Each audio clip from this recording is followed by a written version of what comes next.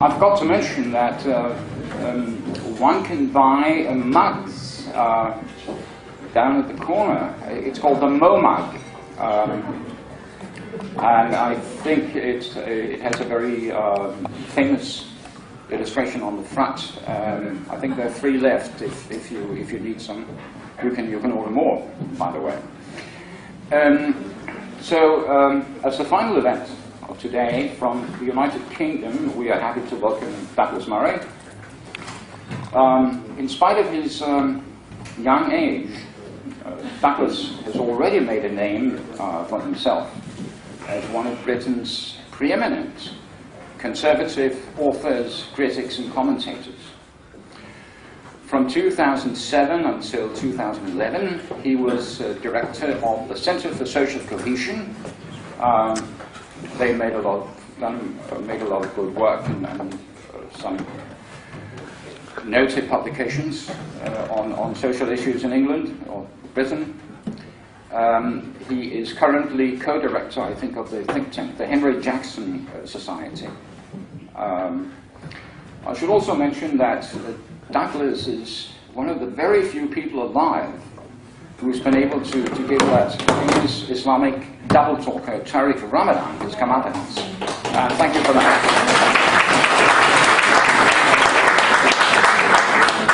So without further ado, Douglas.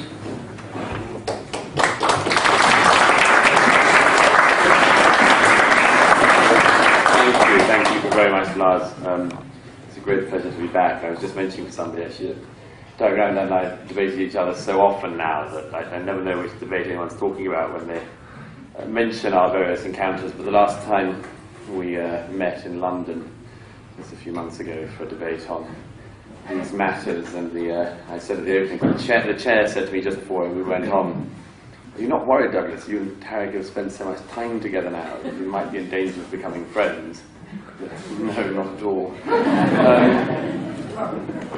But it's a great pleasure to be back in Denmark. It's a great pleasure to be back in Copenhagen and with the Free Press Society, who I follow closely from England, and so it's a great pleasure to be with you. I should also open with an apology. I'm not a lawyer, and sometimes in London it feels like I'm the only person who isn't a lawyer. But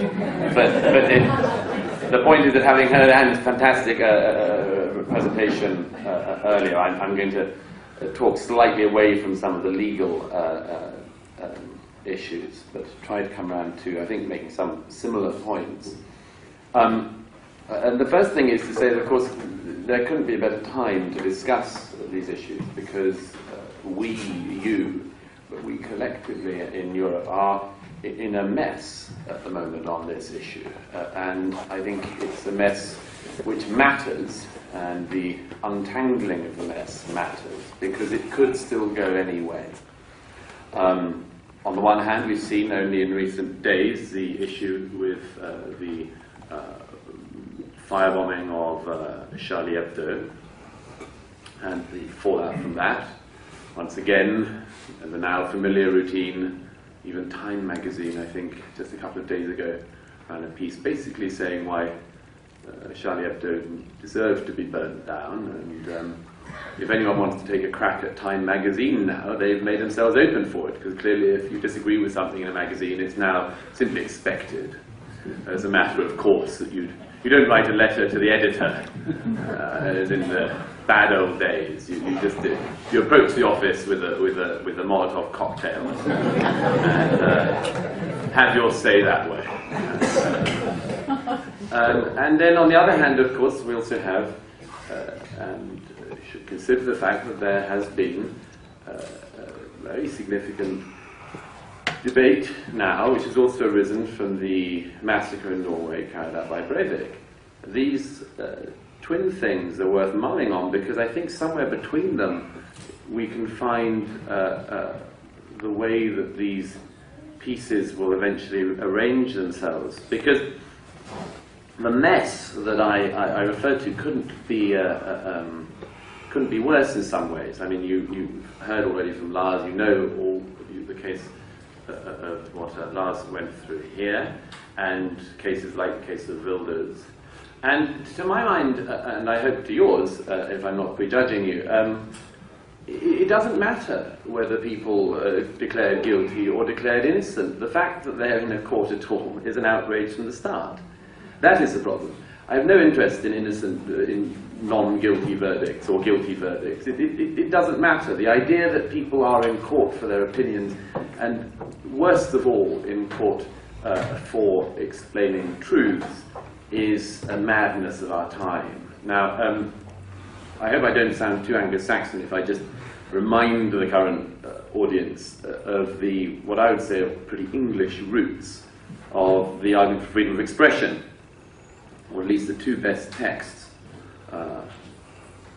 The first being, of course, Milton's Areopagitica, the great defense of a free printing press in particular, which still bears rereading, I think certainly by our legislators. And the second text I'd cite as well is John Stuart Mill on liberty, written 2 centuries after Milton, but making many of the same arguments. And I would say that these arguments boil down to 2 things in particular. Mill cites 4 issues, but I hone them down to 2.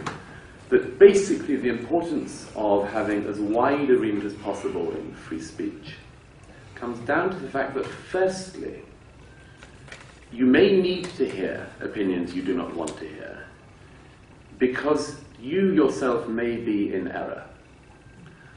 And if you're not entirely in error, you may at least be partly in error. And you may need to be put back on a good course, as it were. And you may not be able to get back on a good course unless you can hear speech which some people may wish to deprive you of. And secondly, the other defense being that even if the opinion is wrong, it can do you no harm to hear it, because in the hearing of it, you will know the arguments against your position, and in the process will be able to strengthen your own position. You will know better why you are right. You will know better why some things are true and some things are not. And you will be able to have a better armory to your own opinions. And I think this has to be borne in mind very carefully, because among other things at the moment, there are moves across Europe to criminalize speech and criminalize writing, which is often filled with error. Let me give you one quick example. The appalling Nazi apologist, so-called historian David Irving.